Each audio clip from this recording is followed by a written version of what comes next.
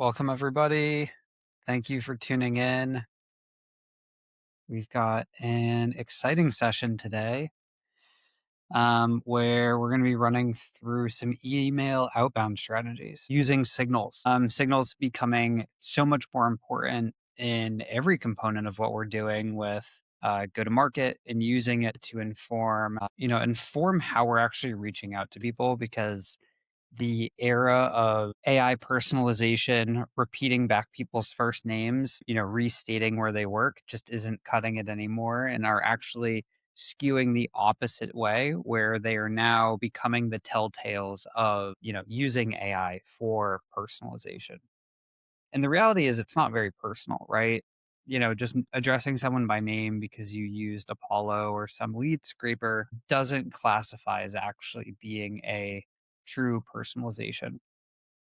And so, what we're going to go through today is how we can build a agent that is consistently looking for new signals that help us inform how we reach out to people. And that's really the key to a good outreach message is we are associating, we are able to understand and predict the pain that they are going through, and we are providing a solution at the right time. And so, today we're going to go through a few things and actually show how we are applying these signals to build something that, allows us to reach out at the right moment with something that's a little bit more relevant and in this kind of new concept of signals. And so from this session, we're going to show you how to turn one real signal into an email that's actually worth reply, building the set of rules that help us kill those AI tells, and then how you can run this engine with your own prospect list.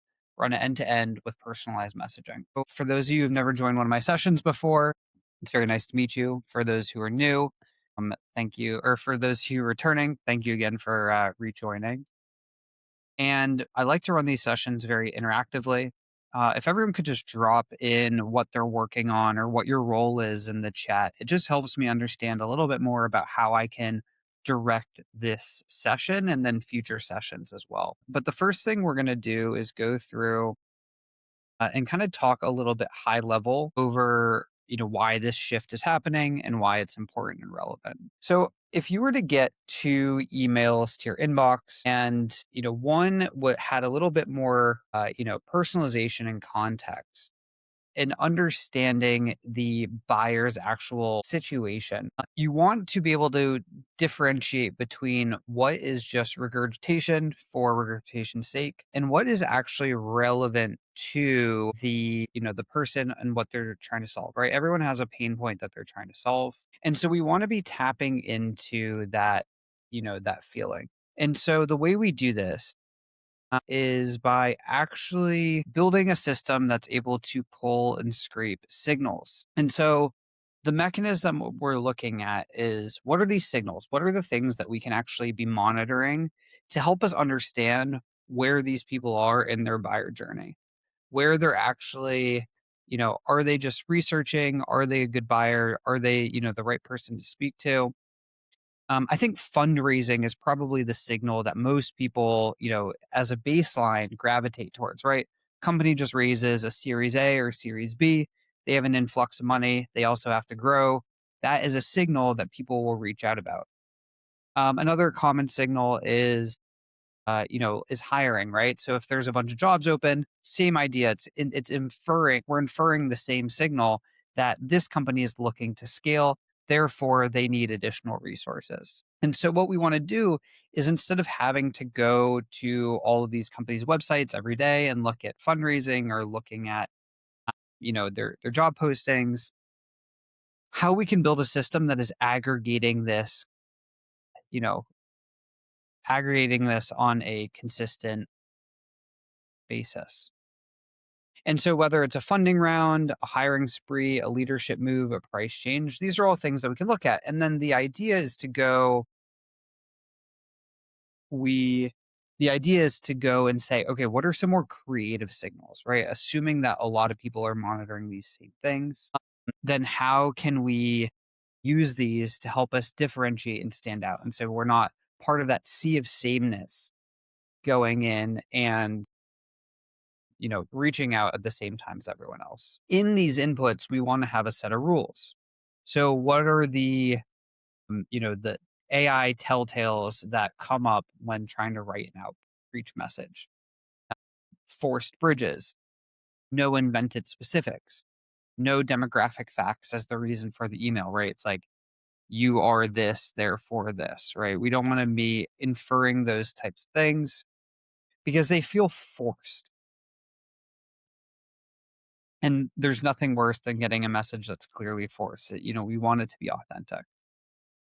And so then once we have that input layer, we are then going to build the actual engine. And we're going to pull up Claude Cowork here in a second, where we're going to build this scheduled task to read the brief, read the signal layer, infer what their pain point is, then set some kind of coverage to it, right? Is it a strong correlation or is it thin? And then make sure that we're feeding in that do not say, anything from our guardrails.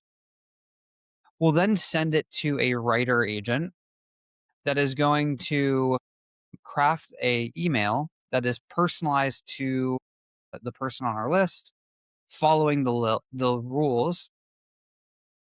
And if it is marked as strong from the previous step, it will be specific from brief facts only. If it's categorized as thin, it will be written, more plainly and more hedged. And then the rules markdown file will always kind of beat whatever comes up. And we want to compare this to, if we didn't, right? So we want to see how these components are actually playing into building a finalized, piece of, po- sorry, finalized email that actually is effective. And so what we'll do is we'll get on this output, we'll get one cold email per prospect that is under 120 words, which is a best practice, inferred by a specific signal with a specific ask, all pointing to the same ask. And make sure that everything is honest and truthful, right? The worst thing we can do is invent information here. And so we want to make sure there's no forced bridge, no fabricated specifics, and nothing hedged, even though something might have been thin. And the way this compounds and the way that we actually get this to become agentic is we run it across multiple signals and multiple folders. And it's going to create emails for each of those prospects. So this is something that you can build in Claude Code, Claude Cowork. You can apply these same principles to Clay if you're starting to get more into go-to-market engineering. But what we do here is we run this all through Claude Cowork, and it allows us to personalize more specifically at scale to each of these. So I want to pause here. Any questions from anyone on the process and what we're looking to accomplish? As I do that, I'm going to look through some of the comments. Looks like we have a content marketer. We have some recruiters. We have some SaaS founders. That's very cool. Someone to transition into growth, go to market role. High pain, low awareness. That's the ideal. High pain, low awareness. Fake recruiters and career coaches are cancer within it. Melissa, I'm curious what the specific pain points you're trying to solve here. Can't get interviews. Okay, so you're actually targeting someone looking for a job. Is that the correct ICP, Melissa? Looks like we have a question from Rolf on data sources. So that's actually feeding this personalized engine. So this is a really good question because there are so many ideas of sources. So let me come here and just build another little box. So there are so many different types of sources that we can think of. We have like a funding round, which could be like Crunchbase or something like that, right? There's also just news, right? This is another way to go find funding. Maybe I'll do that too. Then we talked about hiring spree, right? So we can, if we're running like an ABM specific style of sales strategy, we can type in the target accounts and link to their career pages. Those are both essentially free sources that we can monitor and why they're probably the most common. We can then start looking at some more custom ones, right? So we can pull leads from LinkedIn. So every time someone comments on a post or engages with a post, they've at least acknowledged who you are. And so there's some great tools that do this. I personally recommend Valley because they also have a way to direct outreach to them after the fact. But there are some tools that are just, specifically meant to be signal sourcers.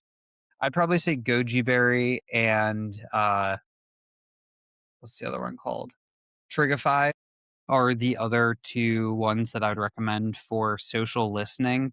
So you can scrape Twitter, you can scrape LinkedIn with their tool and identify potential buyers who are already engaging with the content that you're talking about.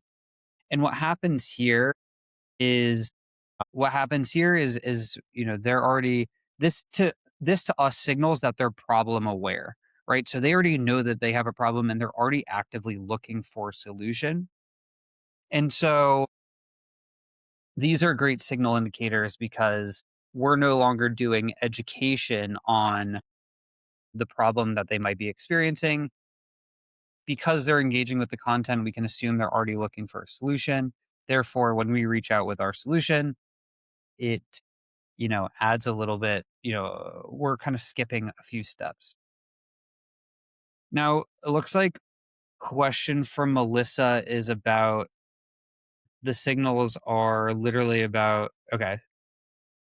Okay, so signals aren't funding rounds, pricing changes, etc. I'm literally listening for 4 to 5 statements on social platforms. Okay, so I assume that you are listening for people who are talking about losing their role or like losing their job or getting laid off or something. I'm curious what statements on social platforms that you are focusing on. But essentially you want to understand, right, what is that key moment that someone starts to actually look for a solution to what you are providing.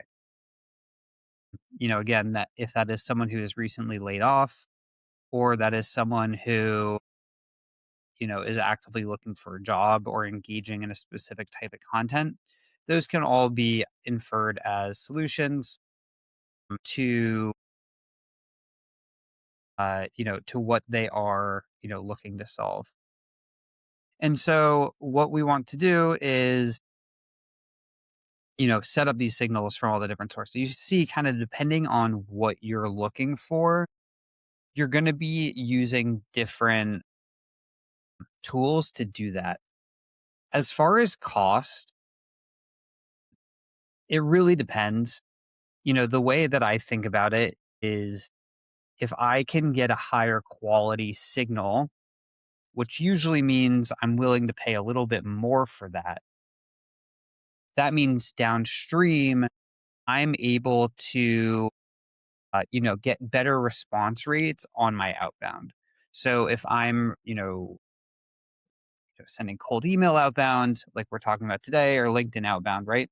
I'm willing to pay more upfront to, to get higher quality leads down the road. You can see this is a great example, Melissa. Thank you. So these are kind of the keywords that she's looking for to find someone who is, looking for a job. So this is assuming that someone has lost their job or they are in the hiring process or, application process, and they're going to social media to talk about, specific things. For queries like this, I would probably use something like Goji or Trigify, where you can actually scrape social platforms to understand the sentiment of the post. So someone saying, I can't get interviews or I can't get traction with my resume. I think this one is a little bit challenging because people are talking about it in different ways, right? We aren't actually maybe they aren't actually using that specific query. But with some of these tools and with AI, right, they might not be using the words "I can't get interviews" specifically, but based off of what they are posting about, we can infer that they are looking for. So let's jump over into Claude here and show how we actually build the system. Here I am in Claude Cowork. Essentially, the value of Claude Cowork is it connects to your local machine and builds from a specific folder. And so what we're going to do is run through a series of prompts here to actually build the signal layer, and then also build the actual email that we're going to send to the specific leads. And so the first thing we're doing is going to connect to our working folder. You can see that before the session, I came and just selected and created a folder for us to build out of. And I'm going to paste in a specific prompt. So I'm going to read the rules file, and this is a folder that I will share with everyone who joined the session today.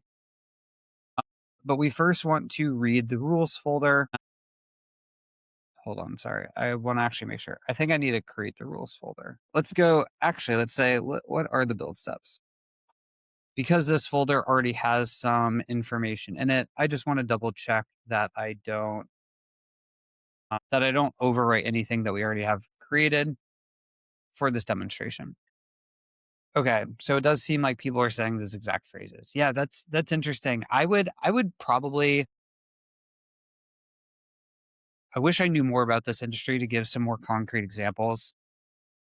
My gut reaction tells me to say social is great, a great place to look. Keep expanding there. I wonder if Reddit or some other kind of forums are places.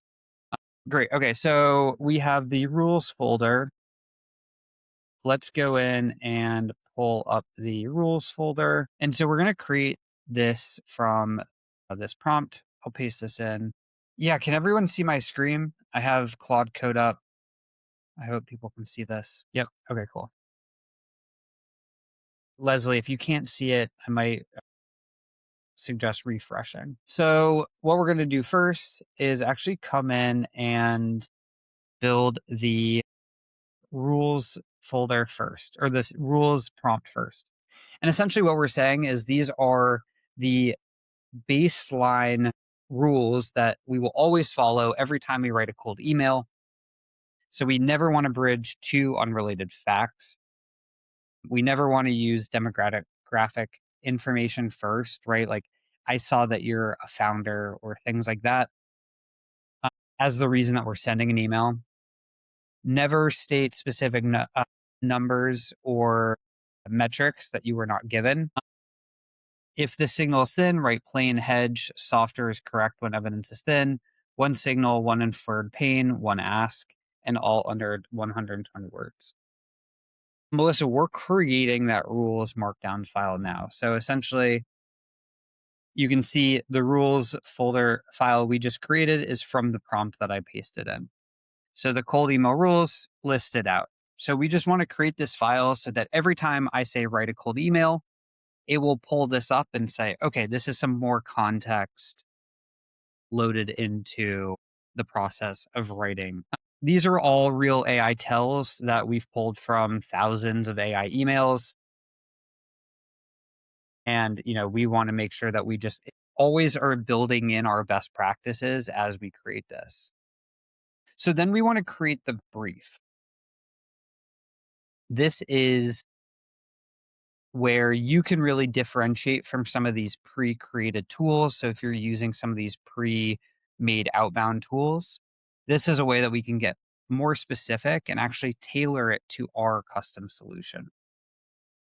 And so the next thing we want to do is create the brief prompt, right? Again, this is the template that all of our emails or all of the signals will filter through each week. And what we're going to do is we want to say, you're going to read the pasted signal about one prospect, don't invent anything, and then use that signal to infer operational pain. And then from that, create and infer that and paste it into a brief. So I'm going to paste this prompt as well. And sorry, I went ahead and created all this ahead of time because I found in my other sessions that waiting for the files to be created would take too long. So I wanted to build this fully first. But you can see what we've done is we've just created this second file called brief prompt, which is a markdown file. And it says run this before the writer step, read the pasted signal about one prospect and don't invent anything. And then the steps are the signal, the inferred pain, the coverage tier. Again, we'll be sending this after as well. Now, the third file is the writer. And what it's going to do is it's going to read the brief and it's going to render the message. And then once we have here, we are going to run it through end to end and show you kind of what it looks like. Create the right prompt. And you can see here, the first step is loading all the rules. It's loading all the brief. Then it's going to write the cold email and obey the rules over any other instruction. And if coverage is thin, write plain and hedge. If strong, be specific only with the brief's facts. And so what we're going to do is pull in a specific signal. We have an example from Mintlify. They are a company, a YC company that just raised 45 million Series B. And so we're going to run this and see what happens first if we don't load in these files. So I am going to say,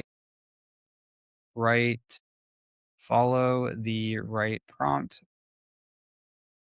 instructions for this signal, but ignore the rules. This run specifically.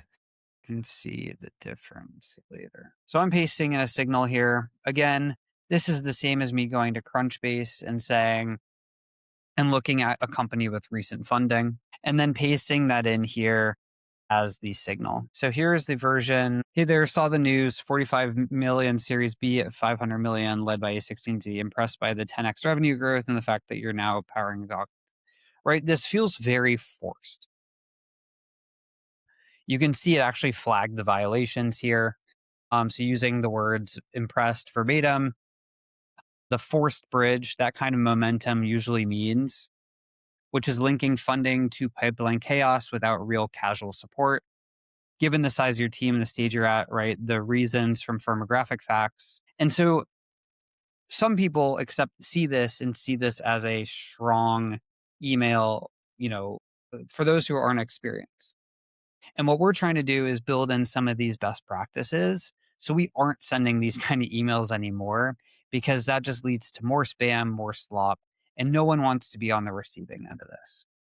So let's try again with the rules enabled now. And I want the concept here of what we're building to really live the fact that we're not, this isn't about writing the perfect prompt. This isn't about building, a full autonomous agent. The concept here is really about setting standards and best practices in a system. And we've created these files that guide and codify our best practices. And so the next time I go, hey, I just saw that, this company raised money, help me write an outreach message. I'm not reprompting every time. It has these rules written into the process already. And so I will now get an outbound email that is significantly stronger. Congrats on the 45 million Series B. I saw the AE post from mid-market employer reps, FSF, and NYC. We reference something specific. If you're standing up outbound for the first time, we're adding wave of AEs at once, usually means territory routing and account assignment gets built, right? Referencing a specific pain point. If that's on your plate right now, it's worth a 15-minute call to compare notes of how other teams handle the stretch.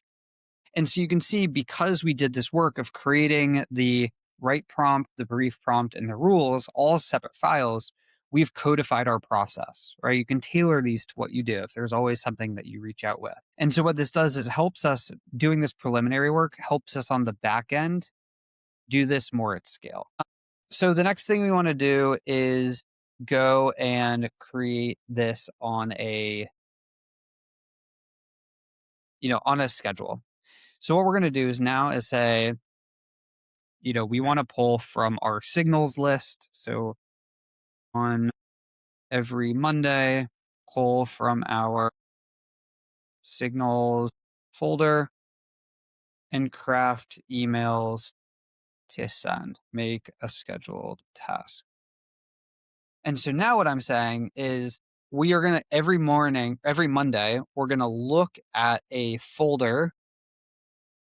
And here it just signals, which is already in my build folder.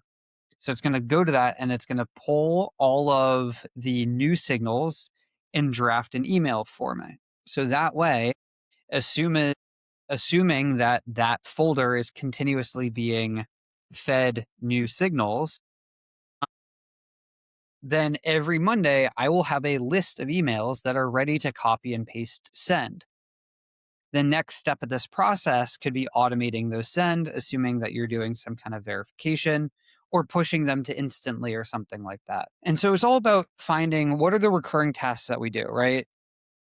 Previously, I would go and I would look at who had recent funding, go do some research on them, go find a prospect, and then spend, time writing this email and then drafting it. And now every Monday morning, I can just come in here and take a look at the email drafts, make some tweaks, but they're already following my best practices and, the system that I know to be effective for me. So it looks like this was added into my scheduled tasks because it's not Monday. It won't run until Monday. But here it is in scheduled tasks. You can see the instructions are here and I'm going to hit run now. So it's going to do a test run. It's actually doing a real run. And it's going to run through that process. And what I like to do now is just watch it perform this process end to end. It's going to go in and actually create all of this for me, and then I can give it feedback. And what I can do is every time I update the rules file, what happens is if I update the rules file, if I update the right brief, the rules, it will automatically correct on the next time, right? So this is how we get into the idea of self-learning, self-improving AI agents. We're essentially updating a file of rules for them to use every time. And so every time I add a new rule, it gets updated on the next run. Yeah, good question. We have a question about what is in the signal folder. And so in the signal folder, we have I preloaded 2 examples before the session. So we have the Monday.com one and the Mintlify. So this is, a template that I created as well. So here's a template. It's like signal, prospect name at company, the prospect, the name, the role, the company, what the signal was, the source. And so it's just filling that in. Again, I have it, pre-filled out for Monday.com. So we have the Mintlify, their $45 million raise.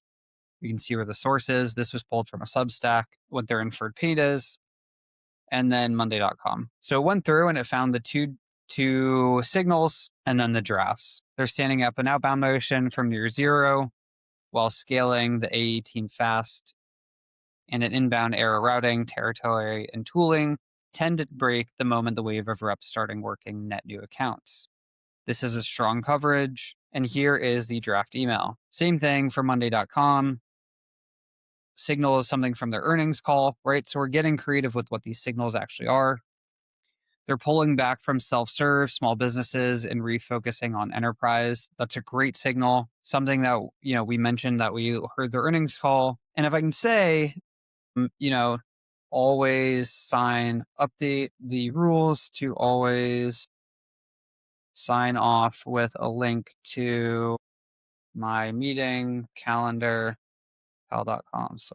It's now going to update that rule. And so we're continuously improving this system. And so next week when it runs on Monday, it will be even better than it is this week. So then it looks like we have a question about how we're actually feeding this signal folder. Yep. So yeah, we have three, it looks like we have three questions, all kind of asking around the same thing, right? It's like, how are we filling this signal folder?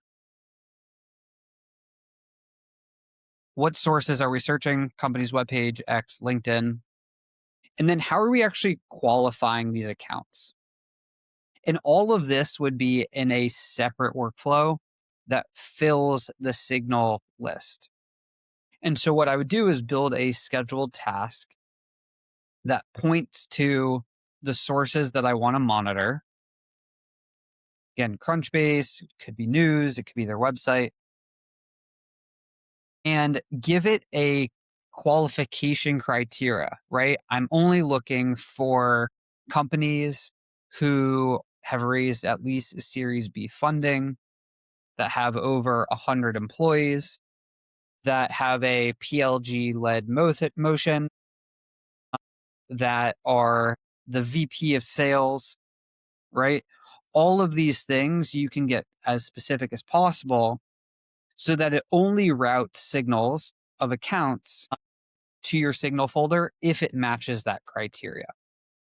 The more specific, the better. Obviously, you're going to get a lower volume, but you're going to higher quality leads. And the whole idea here is to capture the people who are actually in the process of making a buying decision when they have a pain point that they're trying to solve immediately. We know 97% of buyers are not in the buying, process, or not ready to make a decision. And so, yes, those are good people to target with marketing, but not from a cold sales process. So you can see it is now added, to the rules markdown file. So every future draft will now sign off of this. A good question, Kat, is about including links. If you were doing mass cold email at scale, do not include a link. It will hurt your deliverability. If you're doing it, on a more personalized basis, I personally like the sending less volume, doing more of this type of research up front. And if you're sending it from your personal email, you can include a link because you have a higher domain ranking and you're not sending spam emails, right? Google just hates spam. And if you're sending hundreds of emails a day, it's going to flag it, especially if you're including a link. So the concept, just to recap, is we are monitoring live signals on the web to inform us when we should reach out to someone. And then with our codified best practices, this agent is reading those signals automatically and crafting a message, an outreach message for us to just copy and paste and hit send. I think another component of, you know, cold email or email in general, I think cold email is kind of dying. I think it works for some industries, but it really is, there's part of me that just hates perpetuating the amount of spam that is going out on email right now. And so we shifted our entire strategy just to warm outbound, which means someone has engaged with my content or one of my team members' content. They visited our website, right? They've interacted with us organically in some way first before we reach out to them. This helps us keep things more personalized and tailored to them specifically. And, is a little bit more, relationship based versus just pure cold. And so one of the ways that we're doing this is actually trying to increase traffic to our website, right? The more people that go to our website, the more people that we can email because we are only emailing people who have landed on our website. And so what we've done here is, we're running a very in-depth AEO strategy, right? How do we show up on AI search and AI visibility? Because we know that buyers are going to Claude or ChatGPT first in their buyer journey. Majority of people are going there first. I think it's about 55% are going first. But then the but we know 90% are going, right, that's first. 90% are going there in general, right? So everyone's essentially using AI in their buying journey now. And so what we want to do is we want to be showing up and ranking in that in that first set of results because people will usually start there, right? You go and you type like best go to market content agency and you'll get, Catalyst and a couple other results. People then start to go to those 3 websites after that. But they essentially are building their short list from the 3 or 5 results that come up that AI gives them. And so that's how we are increasing, site traffic to our website. But all of that actually starts with having a good foundational AEO strategy. We have been using our own tool to help us kind of improve this. I'll link to it here. Highly recommend it. It's a great way to just kind of understand where you are in ranking on AEO. And what we've done is that we've actually included a full 90-day plan of what to do to start ranking if you're not. I mean, if you are ranking, you'll increase your visibility. I mean, so this has been our best way to drive more website traffic for ourselves as well as clients. And because we have more people visiting our website, we can then email them and follow up. And it's all warm outbound versus being pure cold outbound. Looks like we have a question from JD on what signals do you like to do for those warm outbound email campaigns? Like I said, my favorite is someone who visited the website.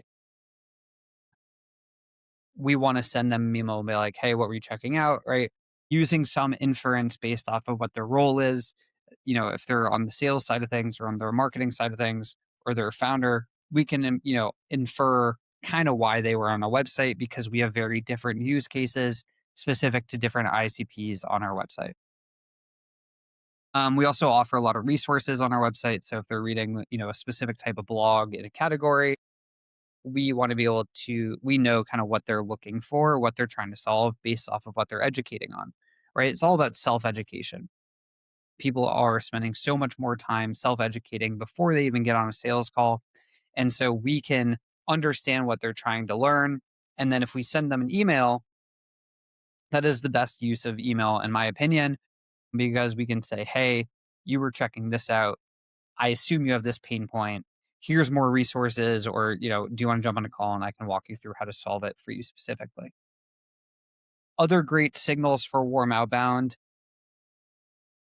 is, social content. So, LinkedIn is a massive channel. We do a lot of executive thought leadership for our clients.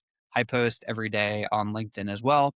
And everyone who responds positively or maybe comments to a lead magnet or something like that, we have a warm outbound campaign that goes and targets them.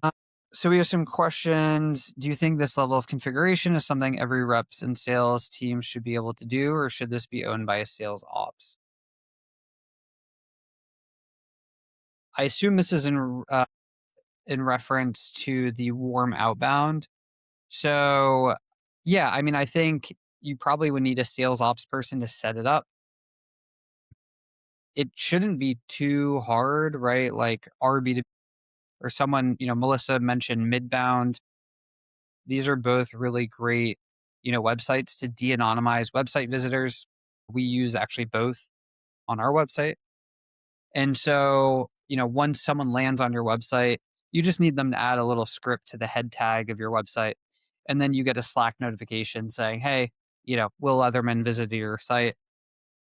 And then, we have an automation there that sends the email, but you could also just, have a sales rep be there to pick up the phone call and call them. There's a bunch of different ways to do it, but using a tool like Midbound or RB2B is a great way to, kind of de-anonymize who's visiting your website. And so that's a perfect warm outbound strategy. But the timing, like that's good, that's good to know. But the timing is super important, right? Like if someone is doing research today, they're probably very close to making a buying decision. That's another thing we know with AEO search is the people who are using AI search to make a purchasing decision and research are significantly higher intent and much closer to actually making a purchase than someone just casually browsing Google. So the time to conversion is actually much shorter, which is great. Well, I'm going to wrap up here. Thank you guys so much for the questions, JD, Melissa, Anas, Kat. You guys have been great. Melissa, I think I've seen you in a few sessions and in us. So thank you guys for continuing to join. If there's anything specific you guys want to see in future sessions, please let me know.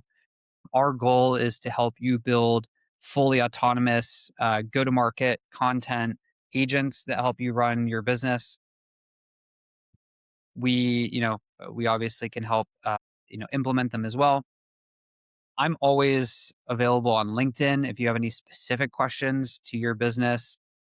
I think it also helps, me understand what people are actually trying to figure out and build on their own, which helps me inform future decisions for future sessions as well.